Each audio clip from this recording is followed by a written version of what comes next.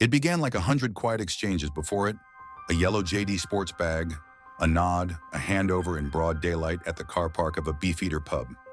The same bag had appeared a week earlier outside a GP surgery. Same color, same weight, carrying half a kilo inside, pressed, sealed, and ready to move. Each drop was gone before anyone even noticed. This wasn't reckless, it was routine. Every handover was timed, every move part of a system that ticked like clockwork. At the center was a man known only as Thor. Long hair, cold eyes, and no digital footprint. Just coded names, sacks of flour masking tons of cocaine, and enough cash to make problems vanish. But what Thor didn't realize was that the circle was already closing in. Unmarked vans waited in silence. Drones tracked movements overhead. Conversations were recorded, not spoken. And one white van was packed with more than flour. It was hiding 1.3 tons of Class A. The cracks first appeared in March. A bag dropped too openly. A garage visit that wasn't as routine as it seemed. Investigators were already watching, already mapping out the patterns. The yellow JD bag was the fuse. The GP car park was the spark. And the entire operation, the flour, the money, the aliases, and the lies, was already burning. The men believed they were low-key, unnoticed, but every step left a trace. By the time the JD bag switched hands for the last time, the names were written down, the cameras had already seen, and the countdown had begun.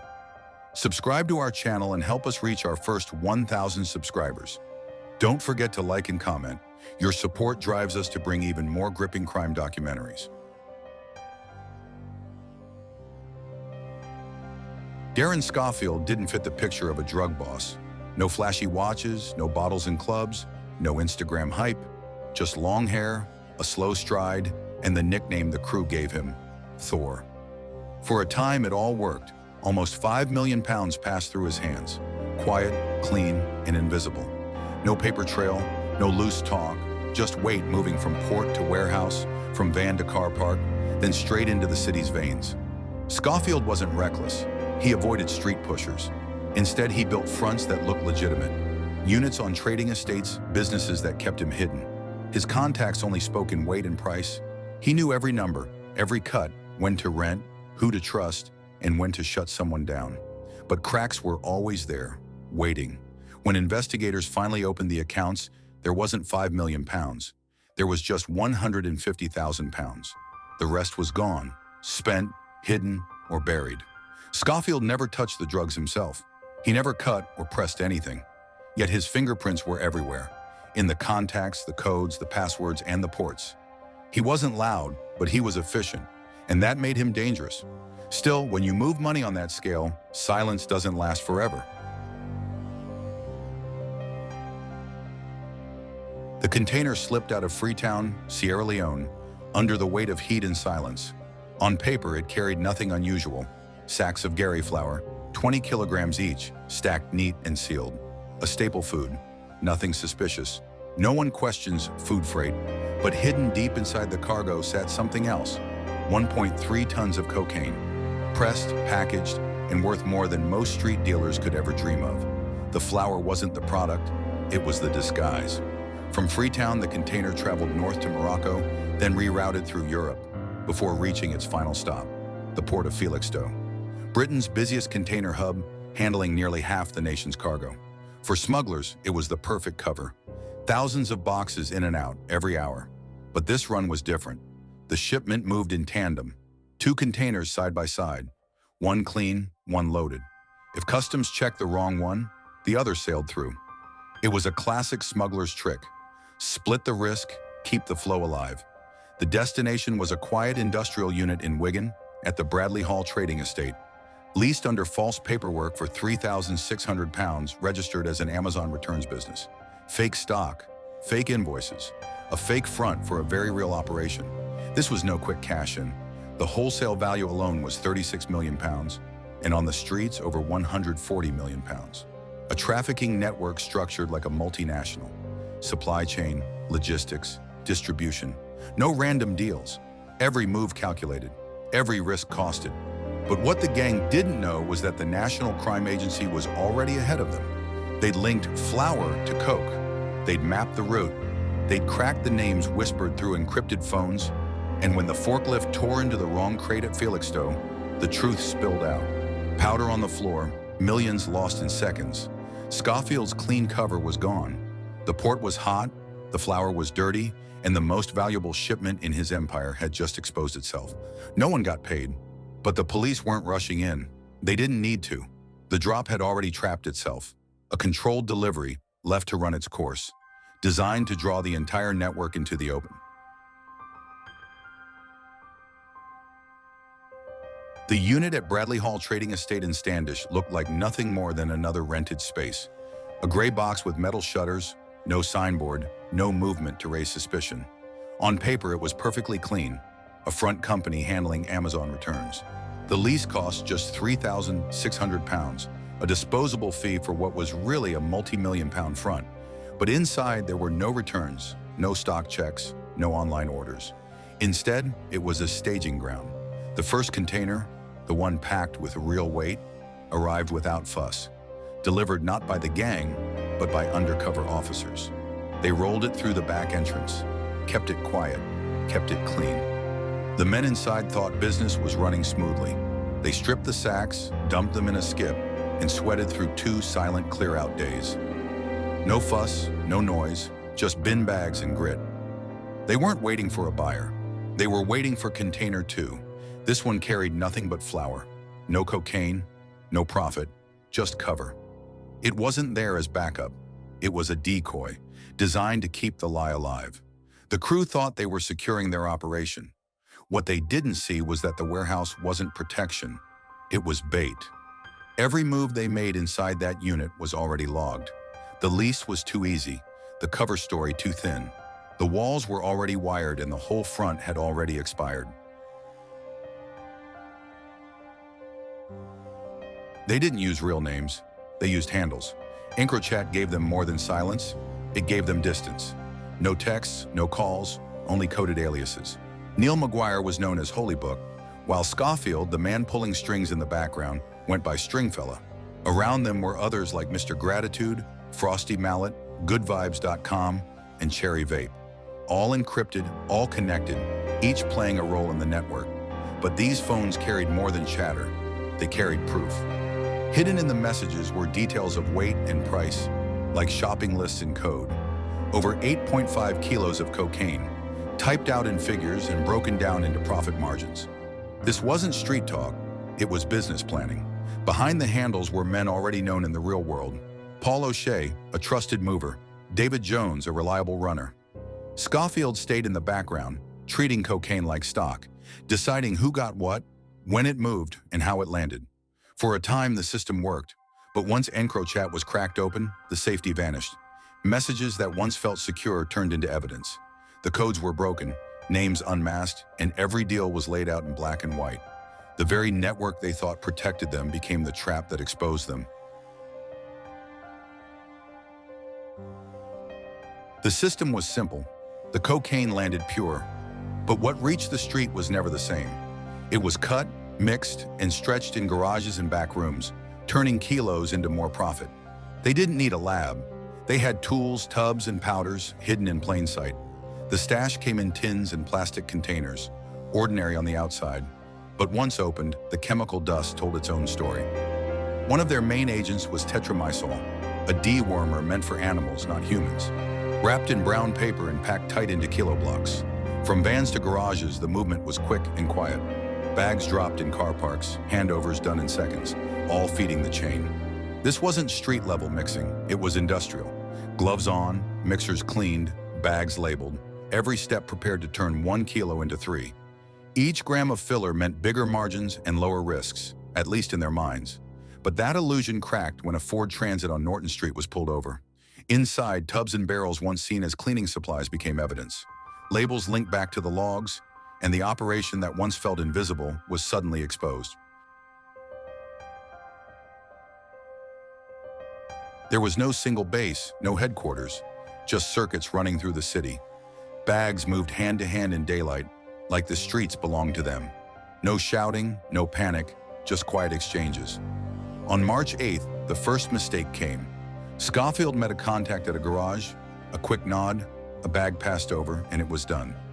Minutes later, Neil Maguire arrived at the same spot. No overlap, but far from discreet. He left carrying a yellow drawstring sports bag, and police followed him straight to the Beta car park in West Derby. Inside that bag, half a kilo of cocaine. The message was clear. This wasn't random dealing, it was a relay system. By April 28th, the pattern repeated. Scoffield and Maguire working in sequence, this time on Norton Street. A Ford Transit van waited, loaded with tubs, bins, and tins. Nothing labeled as drugs, but far too much volume for anything innocent. The chain stretched across multiple locations, even blending in with receipts from Home Bargains. Bulk packaging was bought like groceries, so normal it raised no suspicion. Each man had a role. Maguire on logistics, O'Shea on cash, Jones in the middle, and Scoffield keeping watch. To the public, it looked like nothing more than men passing bags in broad daylight. But every bag meant weight, money, and trust. The police weren't tracking just one handover. They were mapping the whole network, each route, each timing, each drop. And then came the gang's weakness, their own WhatsApp group. No codes, no cover names, just everyday frustration typed out with faces and numbers attached. They complained about scales breaking, bags not sealing, and parcels coming up light. One sent a photo of a kilo, another replied, "Savage doesn't have a clue." This wasn't the language of untouchable dealers. It was the noise of middlemen, worn down and careless. The cracks grew clearer. Arguments about missed drops, doubts about who was to blame, mistakes piling up. Then one message appeared, short and sharp. "He's going to get us all." After that, silence. The chat wasn't deleted. It just died. Later in court, those very screenshots were played on a big screen for the jury. Names, dates, words, all exposing how an empire that once looked seamless was already crumbling from the inside. This is where the operation began to break down. The large shipments, encrypted phones, and organized logistics eventually filtered down to something far less sophisticated. Cocaine was being weighed and wrapped on ordinary kitchen counters. Vacuum packs were stuffed into cheap holdalls. The gang's street-level dealers were getting sloppy. In one raid, police found a kilogram of cocaine with a professional-looking vacuum seal, but it was lying openly on a sofa next to mixing agents and basic cutting equipment. There was no safe house, no cover, just recklessness. At another property, officers discovered almost a kilo of tetramasol wrapped in the same brown paper packaging. Same style, same source, same mistakes. A flattened bowl revealed cocaine and heroin traces scattered across tubs and countertops. No gloves had been used, no attempt to clean the area. Bulk receipts from Home Bargains showed they had been buying scales, bags, and tubs on the high street, leaving a clear trail. 2 separate drops, one in Glasgow and one in Norwich, were found to have identical packaging styles. Clear proof of a standard operating method repeated across the network. At this level, even a small error could bring everything down. A broken seal, a leaky bag, and the entire supply chain began to unravel. The empire didn't collapse from the top. It started to fray at the edges, in small flats with blinds drawn, where cocaine was rushed into bags with bare hands. Among those caught in the fallout was Carl Dilks. Once a professional boxer and British title contender, he had swapped the ring for the underworld. Inside the gang, he was known by his EncroChat handle, Cherry Vape. He wasn't the boss, but he was trusted. A key fixer, steady under pressure, disciplined enough to keep things moving, but encrypted messages told a different story. His chats revealed details of drug prices, coded slang, and supply runs across borders. Once decrypted, the conversations read like a ledger. It was enough to place him firmly in the chain. When the case reached court, the outcome was inevitable. Dilks pleaded guilty to conspiracy to supply cocaine. He was sentenced to 8 years and 8 months. No press headlines, no glamour, just another conviction. For a man once under bright lights and cameras, his fall came quietly. One day he was walking into arenas with his fists wrapped. The next, he was moving kilos for a man known as Thor. And when the empire collapsed, there was no one left to raise his hand. Police had already pieced the network together by the time they moved in. Every bag, every parcel, every handover was mapped out. On April 28th, Scoffield and Maguire were watched meeting again, this time outside a garage on Norton Street. A Ford Transit sat waiting, loaded with black bags, plastic tubs, and metal tins. To anyone else, it looked like rubbish. To detectives, it was evidence in motion. Surveillance teams tracked the handover as one of the parcels was driven off. Inside was just under a kilo of cocaine, 999 grams, neatly wrapped and ready for delivery. But this time, the drop never landed. Police stepped in before it could hit the streets. Raids followed immediately. Across Bootle, Liverpool, Wigan, and beyond, doors were kicked in. The first hit came on School Drive in Halewood, Scoffield's home address. On the surface, it was ordinary, just another quiet house on a quiet street. But hidden paperwork pointed investigators to something far bigger, a property on Melrose Road in Kirkdale. Inside, police found what looked less like a home and more like a drug factory. Shelves stacked with chemicals, industrial presses, molds, cookers, and stamping gear.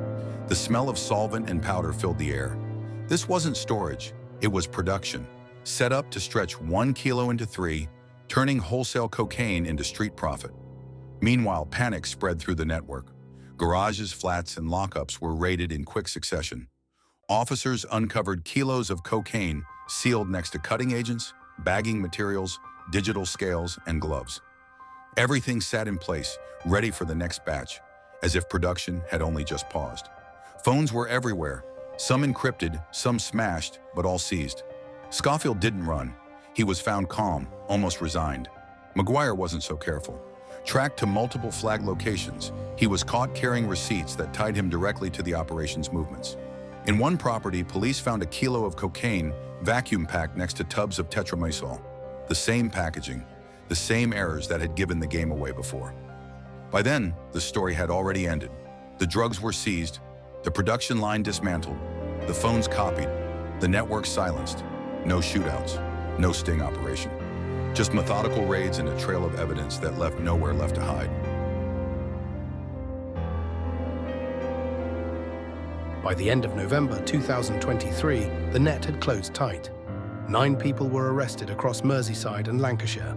7 were charged with conspiracy to import cocaine between 2020 and 2023. Darren Thor Scoffield, the man who ran the operation, was sentenced to 20 years for orchestrating the 1.3-ton shipment hidden among garlic flour.